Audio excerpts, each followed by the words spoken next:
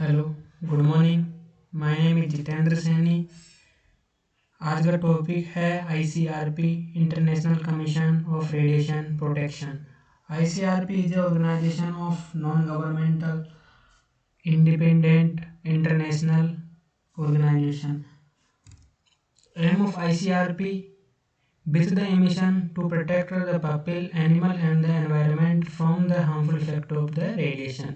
जो एम होता है आज आईसीआरपी का, वो लोगों को, एनिमल्स को एंड एनवायरनमेंट को प्रोटेक्ट करना होता है to the harmful effect of the radiation. जैसे कि आप जानते हैं कि जो आयनाइजिंग रेडिएशन होती है वो अपने ह्यूमन बॉडी या एनिमल बॉडी में काफ़ी ज़्यादा हार्मफुल इफेक्ट उत्पन्न कर सकती है। तो उससे प्रोटेक्ट करने के लिए एक कमीशन है आईसीआरपी। ये कुछ रूल रेगुलेशंस, कुछ रिपोर्ट्स पब्लिश करती है जो हमें इसके हार्मफुल इफेक्ट से प्रिवेंट करता है। Its recommendation from the basis of the radiological protection policy, regulation, guidelines and the practical world wide.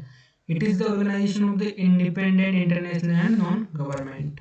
History of ICRP, अब हिस्ट्री की बात करते हैं तो after the discovery of x-ray radiation, radiation was used immediately. Radiation hazard were raised in the beginning of 20th century. जब x ray की discovery हुई, x ray की डिस्कवरी 8 नवंबर 1895 को सर विल्हेल्म रॉन्टसन के द्वारा की गई थी। उन्होंने डिस्कवरी करने के बाद में रेडिएशन को डायग्नोस्टिक पर्पज के लिए, एक्सरे सीटी स्कैन वगैरह के लिए यूज करने के लिए तुरंत ही यूज में लेने लगे थे।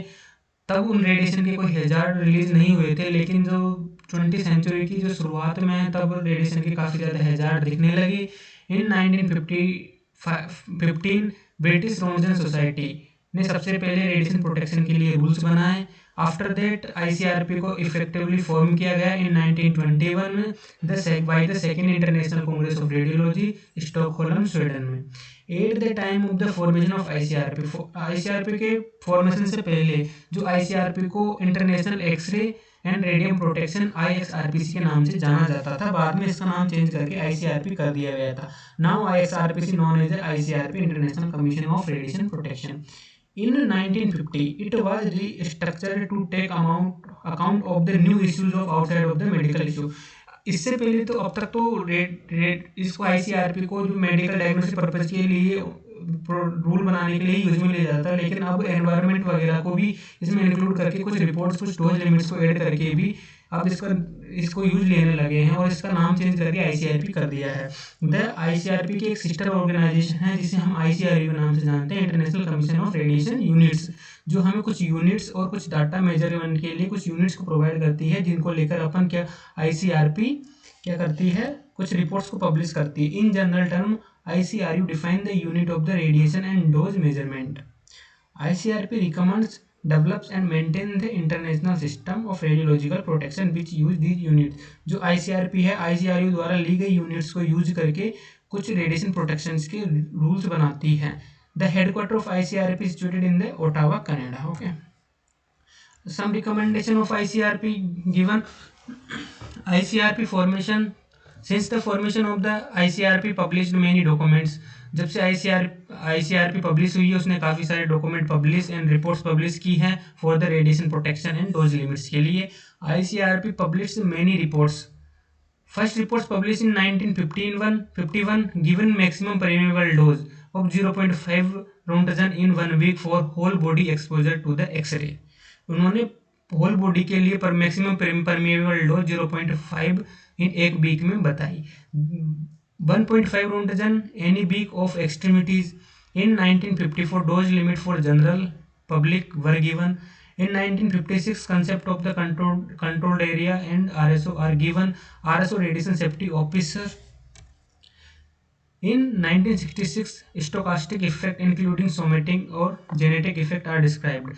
Stochastic effect and including somatic effect that present in the present generation, not transferred in next generation. Even the genetic effect is transferred to next generation from the present generation. In 1977 ICRP published many documents about the dose limitations. It called ICRP 26. ICRP में धीरे धीरे कुछ reports को add किया गया और इसके नाम चेंज होते रहे। सबसे पहले IXRPC था, उसके बाद ICRP हुआ, फिर ICRP 26 हुआ, फिर ICRP 60 हुआ, और अभी जो लेटेस्ट में है वो ICRP 103 है। इसके लिए 3 प्रिंसिपल यूज में लिए जाते हैं रेडिएशन प्रोटेक्शन के लिए। पहला होता है जस्टिफिकेशन, सेकंड होता है ऑप्टिमाइजेशन, थर्ड होता है डोज लिमिट। जस्टिफिकेशन क्या बोलता है? जस्टिफिकेशन बोलता है जो आप एग्जामिनेशन कर रहे हो, रेडियोग्राफ कर रहे हो, वो मेडिकली इंडिकेटेड होना चाहिए और यूजफुल होना चाहिए पेशेंट के लिए। उसके यूजफुल इफेक्ट ज़्यादा होने चाहिए और जो हार्मफुल इफेक्ट है रेडिएशन के वो पेशेंट के लिए मिनिमम होने चाहिए। The harmful effect must be minimum and the benefit received more. The patient should get minimum dose of radiation. Justification में जो प्रॉफिट होता है वो ज़्यादा होना चाहिए और जो बेड लॉसेस होते हैं जो कम होने चाहिए।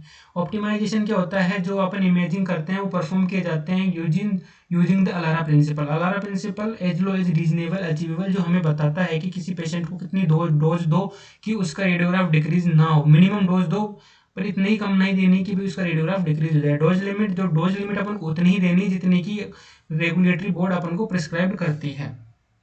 ओके। इन 1991 रिवीजन किया गया किसका? ICRP 26 का, और पब्लिश की गई थी अनोदर नेम ICRP 60 के साथ में।